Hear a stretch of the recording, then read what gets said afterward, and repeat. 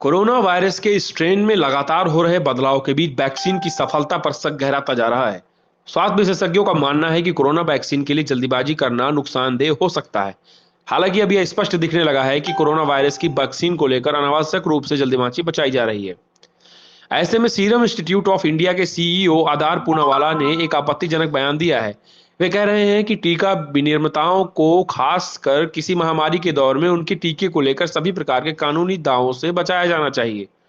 आधार पूनावाला ने Carnegie India के वैश्विक प्रौद्योगिकी सम्मेलन में कहा कि जब कुछ तुच्छ दावे किए जाने लगते हैं और मीडिया में बात का बतंगड़ बनाया जाने लगता है तो एक आशंका पैदा होती है कि ऐसा टीका के कारण हुआ ही है। इस आशंका को दूर करने के लिए सरकार को आगे आना चाहिए और सही बात लोगों को बतानी चाहिए। उन्होंने कहा कि विनिर्माताओं, खासकर टीका विनिर्माताओं को सभी कानूनी दावों से बचाने के लिए सरकारी कवच मिलना चाहिए। कुछ दिनों पहले सीरम इंस्टीट्यूट की कोरोना की वैक्सीन कोविशील्ड के गंभीर साइड इफेक्ट सामने आए थे। बता दें कि चेन्नई में ट्रायल के दौरान वैक्सीन लगवाने वाले एक 40 साल के वॉलंटियर ने गंभीर आरोप लगाए थे। वॉलंटियर ने कहा कि वैक्सीन का डोज लेने के बाद से उसे न्यूरोलॉजिकल समस्याएं, दिमाग से जुड़ी परेशानियां शुरू हो गई हैं। उस प्रतिभागी ने जब सीरम इंस्टीट्यूट पर हार जाने के लिए कोर्ट जाने की बात की तो उल्टे सीरम इंस्टीट्यूट वालों ने ही उस पर दुर्भावना के तहत गलत खबरें फैलाने के लिए 100 करोड़ का दावा ठोक दिया।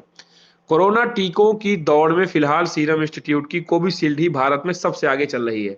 इसलिए उसके इमरजेंसी यूज ऑथराइजेशन की सीरम इंस्टीट्यूट ऑफ इंडिया ने अनुमति मांगी है।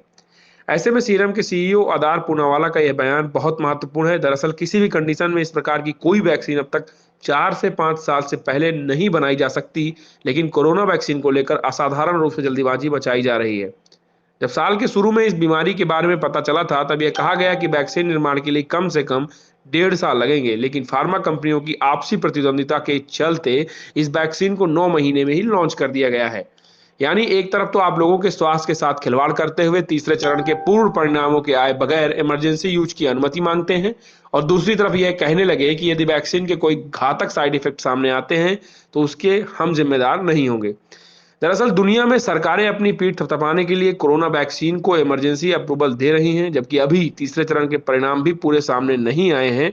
सबसे बड़ी बात यह है कि भारत में सीरम इंस्टीट्यूट की इस कोरोना वैक्सीन के तीसरे चरण के ट्रायल मात्र 1600 व्यक्तियों पर किए जा रहे हैं, जिसमें से एक ने वैक्सीन के गंभीर दुष्परिणाम सामने आने का दावा किया है, जबकि तीसरे चरण के कम से कम 30 से 40 हजार वॉलंटियर पर परीक्षण किया जा रहा है। उसके बाद परिणामों की पूर्ण समीक्षा की जाती है और फिर अनुमति मिलती है।